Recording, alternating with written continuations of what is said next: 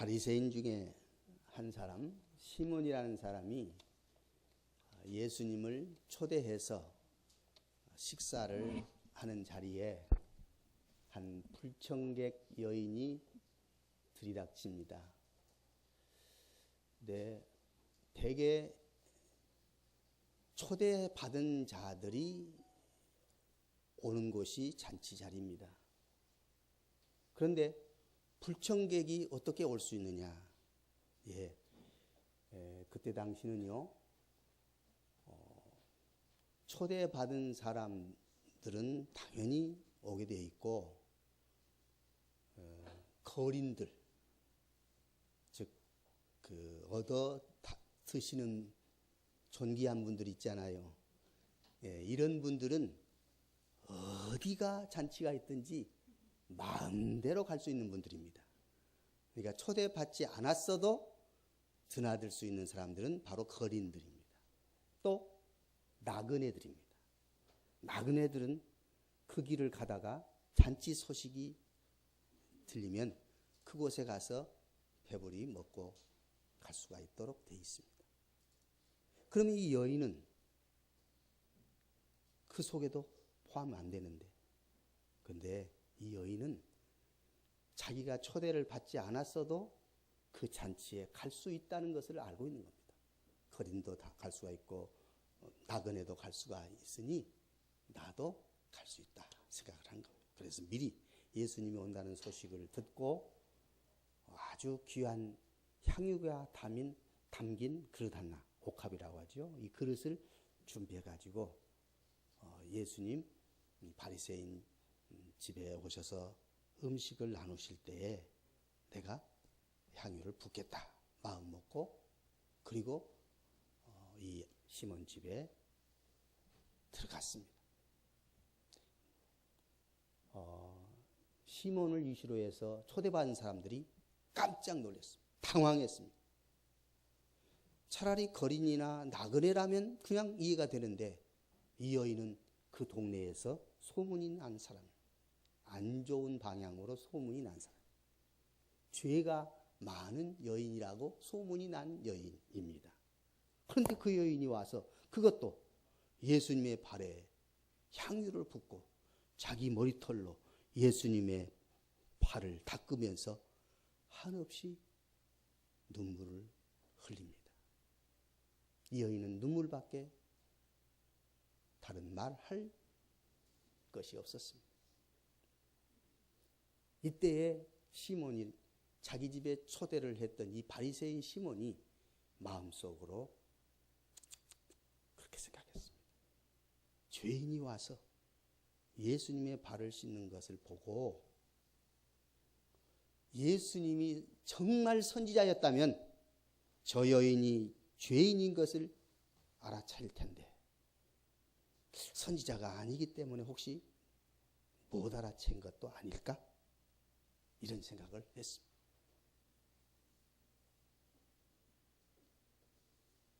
여인의 그 마음을, 바리새인의 그 마음을 예수님은 알아차린 겁니다.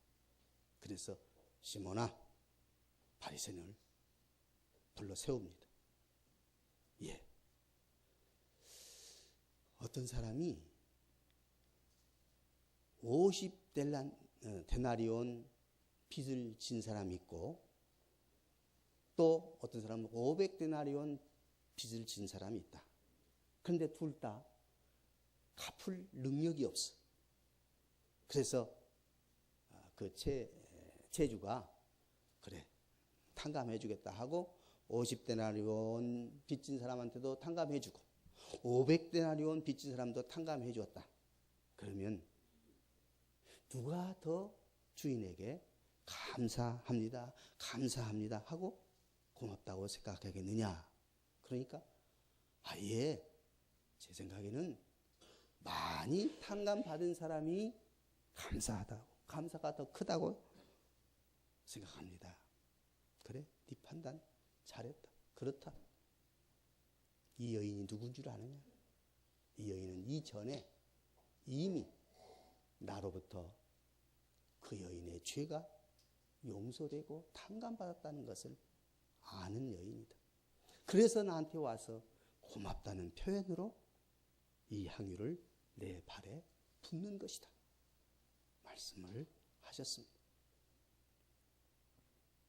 바리새인 이 사람은 예수님을 초대는 했어도 사실상 예수님을 진심으로 존경하고 사랑하고 믿는 마음으로 초대한 것이 아니라 어떤 의미에서는 형식적으로, 어떤 의미에서는 체면으로 예수님을 초대했던 것입니다. 뭘 보고 할 수 있어요? 예수님 시몬에게 말합니다. 너는 내가 들어왔을 때 너는 초대하는 것으로 다 끝났다고 생각하고 있었지? 내가 올 때 발 씻을 물 네가 준비했느냐? 너 준비 안 했잖아. 내가 들어올 때에 나에게 입 맞추며 나를 환영했느냐? 그러지 않았잖아. 너 올리브유를 준비해서 나에게 발라주었느냐? 그러지 않았잖아. 근데 이 여인은 자기 가장 소중한 향유 준비해서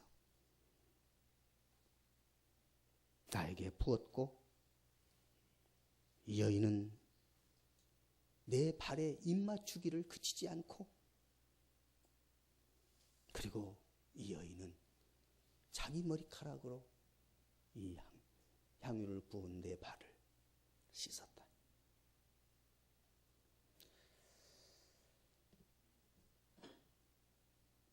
그러면서 예수님 말씀합니다. 초대한 것만으로 다 됐다고 생각하는 너와 정말 사랑과 감사와 존경의 마음으로 나를 대하는 여인과 차이가 있다면 무엇인 줄 아느냐? 그것은 바로 첫째, 사랑의 문제다.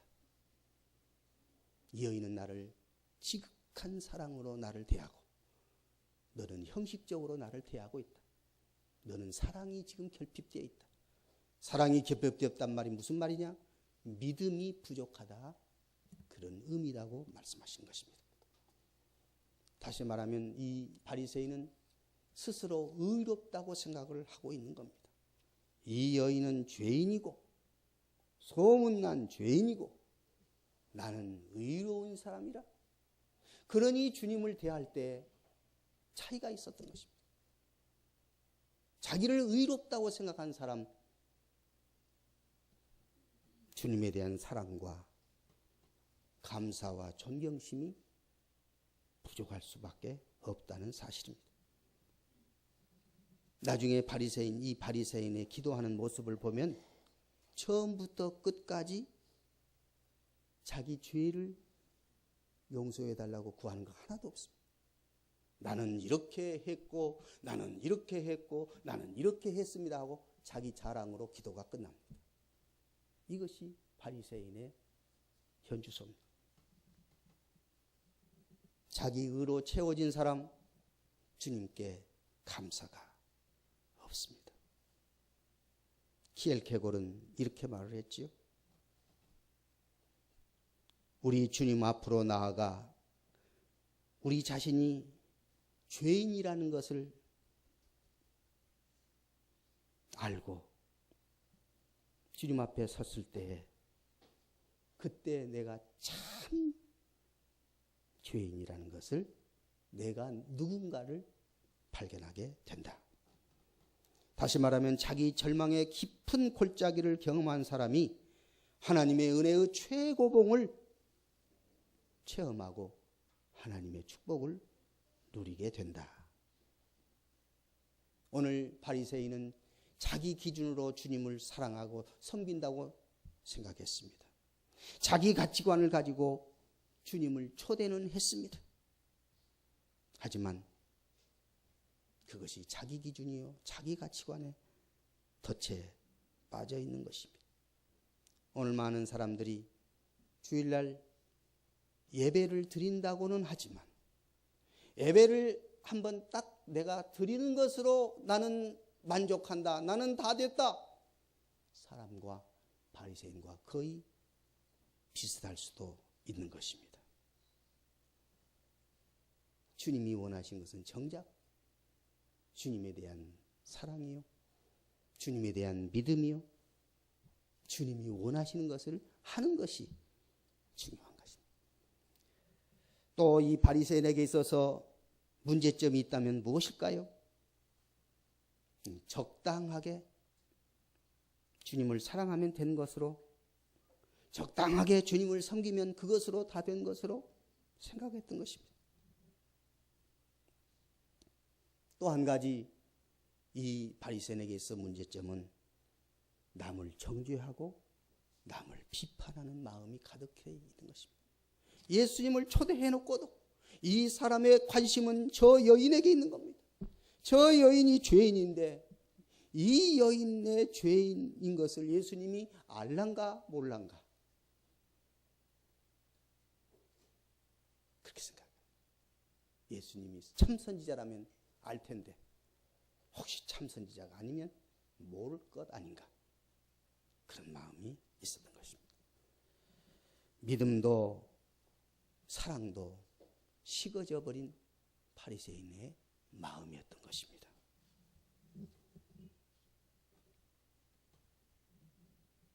그런데 예수님은 누구십니까?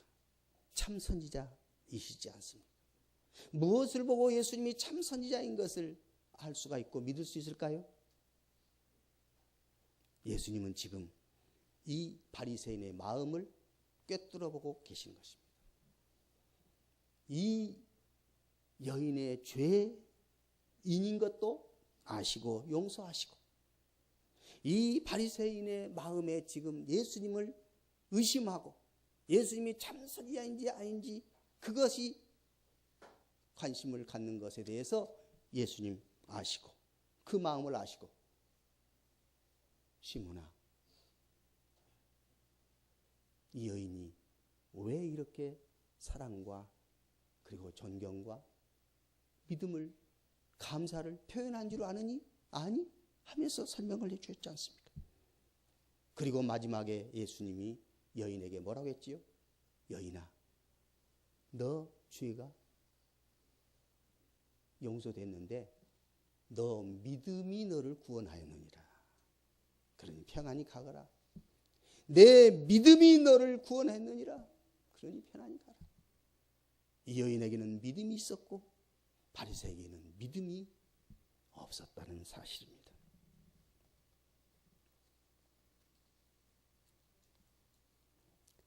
옛날에 어느 왕에게 예쁜 딸이 있었습니다. 그래서 이 딸이 이제 시집갈 나이가 되어서 누구에게 시집을 보낼까 생각하고 주변의 이웃 나라의 많은 왕자들을 초대해가지고 신랑감이 될까 하고 유심히 살펴봅니다. 이 남자의 성격, 이 남자의 됨됨이 이런 것들을 다 조사를 합니다. 여러 사람을 그렇게 거쳐갔는데 이 공주의 마음은 이런 사람과 전혀 마음이 없었습니다.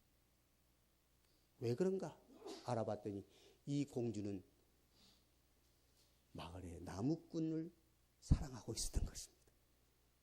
그러니까 왕이 그것을 알고 화를 내면서 이 공주를 어떻게 할까 하다가 방법을 생각해낸 겁니다. 나무꾼을 데려다가 나무꾼 주제에 감히 공주를 네가 넘보려고 하냐? 그렇게 해봐도 무슨 소용이 있겠습니까? 그래서 결과적으로 이 나무꾼을 죽이려고 왕은 작정합니다. 그래서 그냥 죽이면 원성을 들 것 같아서 방법을 고안해냅니다. 한쪽에다 어떻게 했을까요? 제가 직접 시연을 보여야지.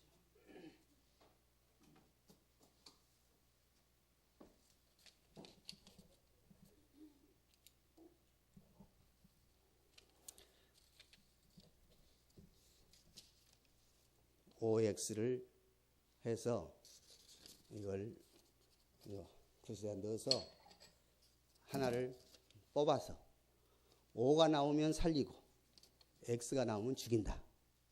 그렇게 하기로 마음먹습니다. 그런데 왕의 마음은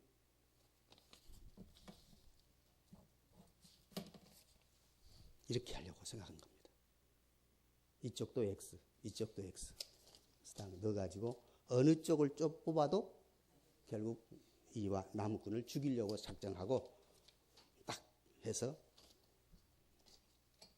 나무꾼을 부르는 것입니다. 공주가 이 사실을 알아냅니다. 그래서 나무꾼에게 공주가 매달립니다. 왕이 나의 아버지가 당신 죽이려고 하니까 어떻게 해서도 당신 죽어요. 그러니 우리 둘이 도망갑시다. 도망갑시다. 근데 나무꾼이 태어납니다. 나는 그렇고 싶지 않습니다. 내가 방법이 있습니다. 깜짝 놀래요. 어떤 방법이 있단 말이에요. 두고 보세요. 그래서 나무꾼이 이제 둘 가운데 하나를 딱 뽑았어요. 어떻게 했을까요?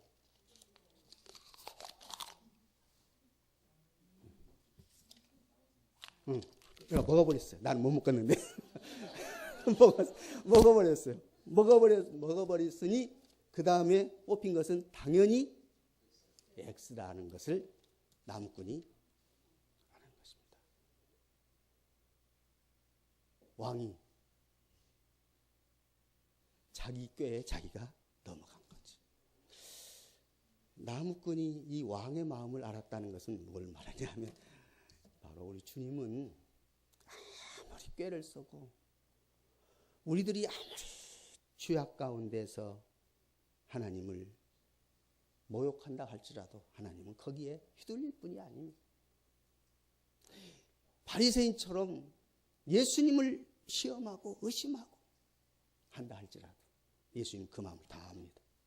다시 말하면 여러분과 제가 주님을 진정으로 사랑하고 감사하며 존경하는 마음인지 아니면 형식적으로 예수님을 초대해서 나는 예수님을 초대했다.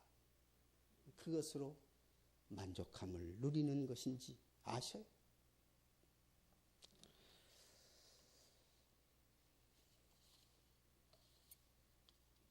우리의 감사의 크기는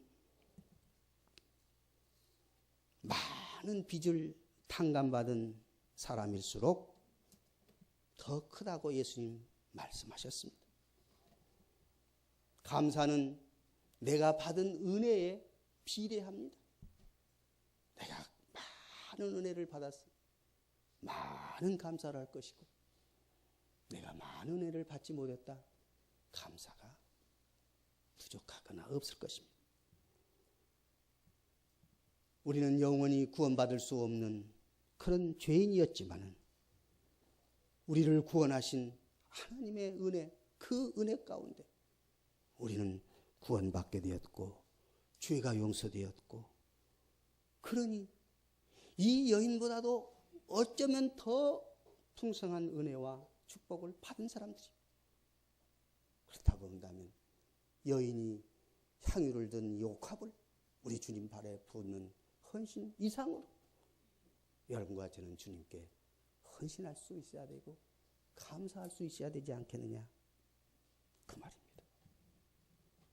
이 여인은 분명히 이 시몬의 집에 오기 전에 주님의 은혜를 흠뻑 받은 사람입니다. 그래서 예수님 발에 이 향유를 붓고 머리털로 씻고 눈물을 흘리면서 감격하고 감사한 것입니다. 감사에 인색한 사람은 아직도 자기 의가 남아있거나 주님의 은혜를 적게 받은 사람이라고 말할 수 있는 것입니다. 우리는 내가 받은 죄사함의 은혜가 얼마나 큰지 그것을 깨닫고 진정으로 감사하는 우리 성도들이 다 될 수 있기를 원합니다.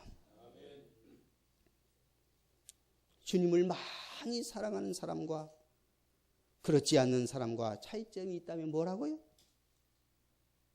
주님을 향한 감사와 주님을 향한 사랑이 얼마나 큰지 그렇지 않는지 그걸 보면 알 수 있는 것입니다. 주님의 몸된 교회를 위해서 희생하면서도 아깝다고 생각하지 않는지 혹은 아까워 생각하고 있는지 내가 정말 주님을 향해서 이 여인처럼 거룩한 허비를 하고 있는지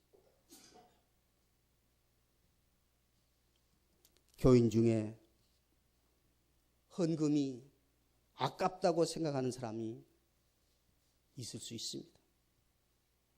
그래서 평생 가도 11조 한번 제대로 드려보지 못한 성도들이 있습니다. 교회에 나가서 예배드리고 봉사하는 시간을 아깝게 여기는 사람이 아직도 있습니다. 내가 주님에게 어떤 은혜를 받았는지, 내가 주님의 사랑을 어떻게 받았는지 생각한다면 이 여인처럼 주님의 사랑과 은혜에 감사하고 향유를 준비하여 주님께 나아가 아낌없이 드렸던 것처럼 이 여인은 비록 사람들이 자기를 비웃고 자기를 모멸감을 주고 그래서 창피할 수 있는 그런 상황임에도 불구하고 그는 예수님께 나아갔던 것입니다. 사람들이 이 여인을 보고 당황할 수도 있었지만은 아랑곳하지 아니하고 그의 마음과 그의 생각은 온통 주님께 감사하고자 하는 마음이었던 것입니다. 예수님 우리에게 요한계시록에 이렇게 말씀합니다. 요한계시록 2장 5절 보면 너희가 하나님의 은혜를 받은 사람으로서 지금 믿음이 식어져 있는 이유가 어디에 있는가? 너의 주님에 대한 사랑이 식어져 있는 이유가 어디에 있는가? 그것을 발견하고 회개해라.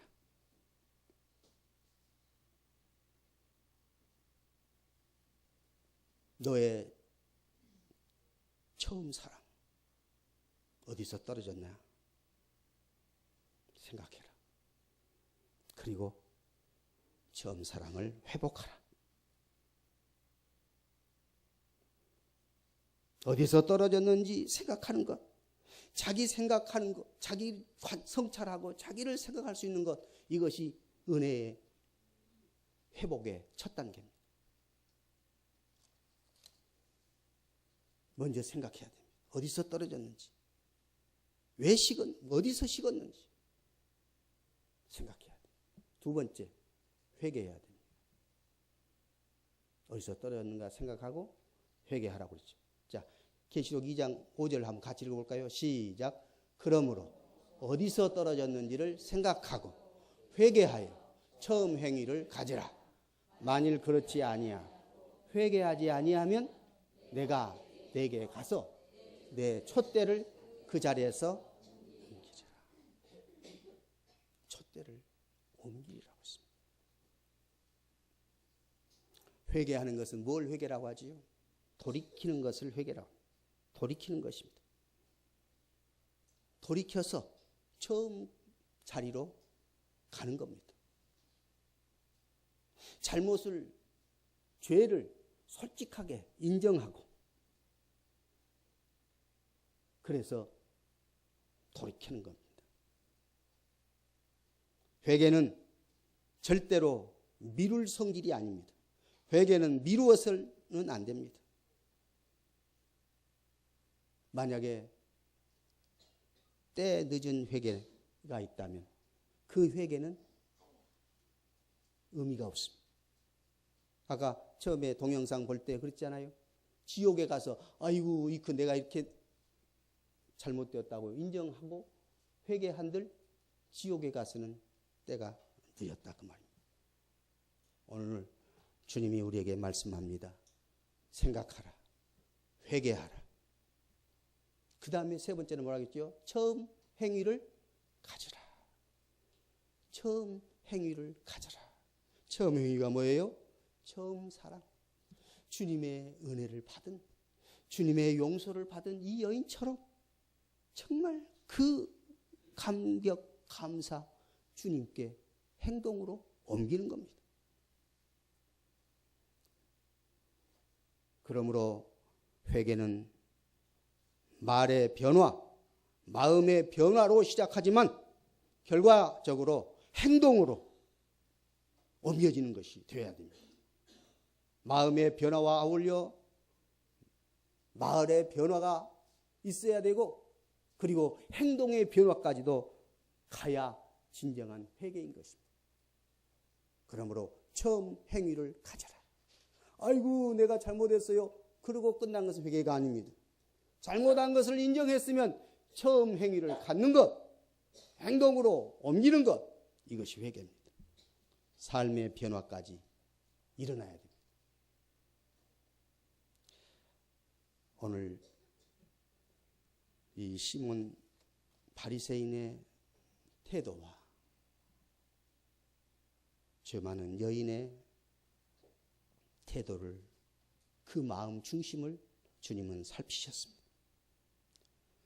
사람들의 평가는, 이 바리새인의 평가는 이 여인의 과거 모습이 죄인이었던 것에만 초점을 두는 겁니다. 과거의 모습에 사람의 통념과 사람의 가치관과 자기 자신에게 보이는 것으로만 사람을 평가하고 판단하고 정죄하려고 합니다.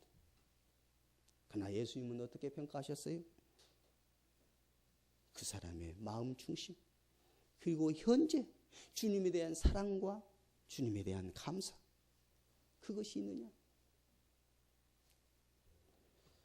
주님은 지금 내가 가진 믿음을 보시고 내가 지금 예수님을 위해서 어떤 삶을 살고 있는가, 이걸 보시고 계십니다. 여인은 과거는 분명히 죄인이었습니다.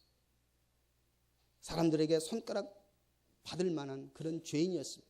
그러나 지금은 그는 변화되었습니다. 그리고 그 행동으로 주님께 감사하며 주님께 나아가는 것입니다. 이 여인은 과거를 이겼습니다. 더 이상 과거에 머물러 있지 않습니다. 과거를 이기는 가장 큰 무기는 지금 현재 주님 앞에 나아가서 믿음으로 드리는 나의 마음과 행동입니다. 지금 믿음으로 드리는 나의 마음과 행동, 곧 감사의 행동이 헌신으로 드러나는 것을 주님은 기뻐하시는 것입니다. 오늘 여러분과 저의 마음의 감사, 믿음으로 감사, 우리 주님께 지금 진정한 헌신의 삶을 살아갈 수 있는 거룩한 백성들 되어질 수 있기를 우리 주 예수 이름으로 축원합니다. 그럴 때 주님이 여인에게 내 믿음이 너를 구원하였느니라, 평안히 가라 말씀하신 것처럼 여러분과 저에게 내 믿음이 너를 구원하였느니라, 평안히 가라 하시는 말씀, 여러 위로받고 큰 축복으로 우리 주님께 영광 돌릴 수 있기를 주의 이름으로 축복합니다. 살아계신 하나님 감사합니다. 우리의 마음을 살피시고 우리의 중심이 주님을 향하는 것을 보시며 우리의 믿음이 우리를 구원했다고 말씀하시고 오늘 우리가 주님께 진정 사랑과 믿음과 감사가 충만하게 하여 주시고 주님께 온전한 헌신을 할 수 있는 주의 자녀들 다 되게 해 주시기를 소원하옵고 감사드리며 예수님 이름으로 기도하옵나이다. 아멘.